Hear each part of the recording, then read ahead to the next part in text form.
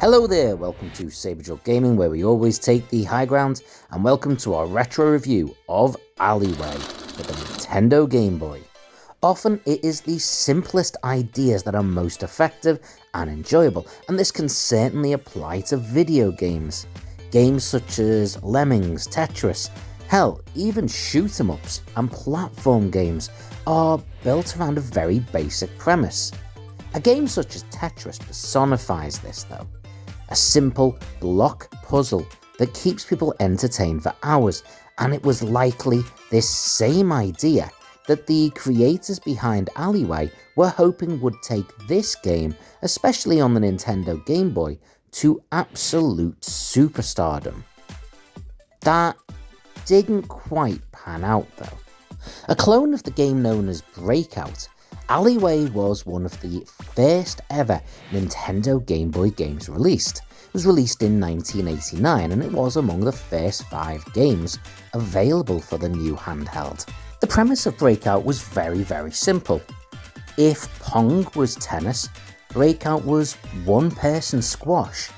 The idea was that your paddle moved left to right, bouncing a ball against a number of blocks. Once you've destroyed all the blocks, you've completed that level.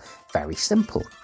In creating Alleyway, Nintendo took this basic premise and spiced it up to some degree. The blocks didn't always stay still on the screen. Sometimes they moved left to right, sometimes they made their way down towards you. They were often presented in different shapes, and on some levels they even regenerated. Perhaps the biggest addition to the version of the game for the Nintendo Game Boy was the fact that Mario was added as supposedly the character you play as. I say play as, you are clearly the little bar at the bottom, but from what we see at the very start of the game and from the box, that bar is apparently a ship that Mario gets inside. We also see that your lives are presented with little Mario heads. If you eventually die at the end of the game, you see Mario getting out of it, but beyond that, there's no content and anything to do with Mario. There are bonus levels where the blocks make the shape of Mario and other Mario characters, but that's about it. However, beyond that, there's not really anything else to the game.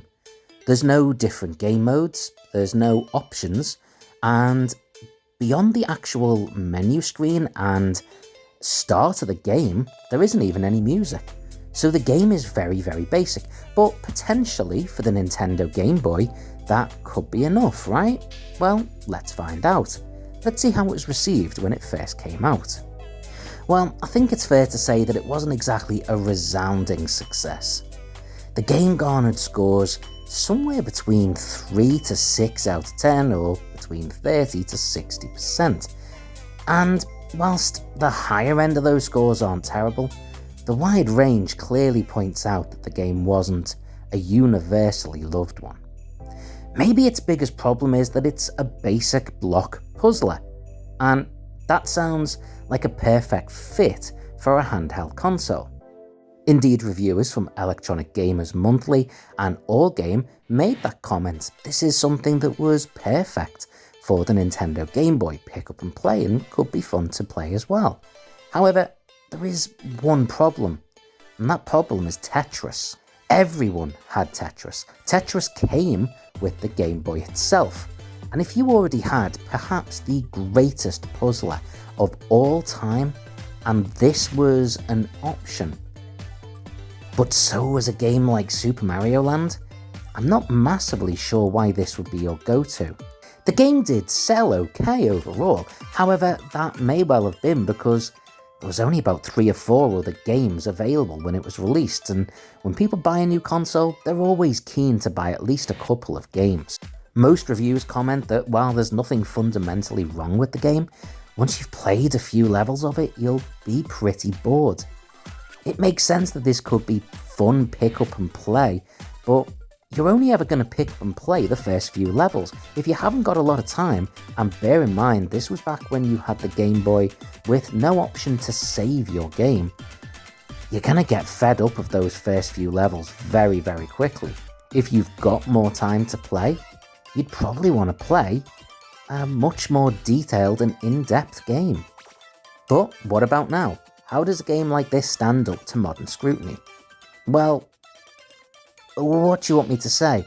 If this was a game that I had on my mobile phone, and I could pause it, save it as much as I wanted, I'd probably really enjoy it.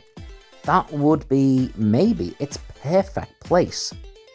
It's fun enough, it's a simple premise that's enjoyable, but it doesn't really feel like there's a great deal of skill.